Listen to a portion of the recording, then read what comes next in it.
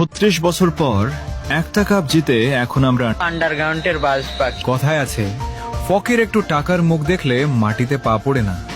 তেমন একটা দল আছে আর্জেন্টিনা।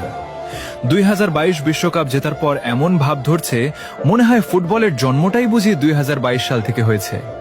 এখন তারা অন্য কোনো দলকে দলই মনে করে না। তাদের ভাব এমন, বাকি সবাই মাঠে শুধু হাজিরা দিতে আসে। ব্রাজিলের 5টা বিশ্বকাপের কথা বললে বলে ওগুলো তো অনেক আগের। আরে ভাই, পুরনো বলে ইতিহাস কি ডিলিট হয়ে যায় নাকি? তারপর আবার বলে সব বাপদাদার অর্জন। আচ্ছা ভাই, ইতিহাসের কথা তুললে পুরনো কথাই তো আসবে। আর তোমাদের ইতিহাসে তো ডিয়েগো মারাদোনার সেই হাতের গোলের গল্প আছে। তবুও এত ভাব।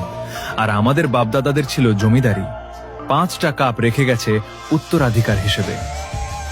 If you don't mind, Argentina সাপোর্টাররা কি আবার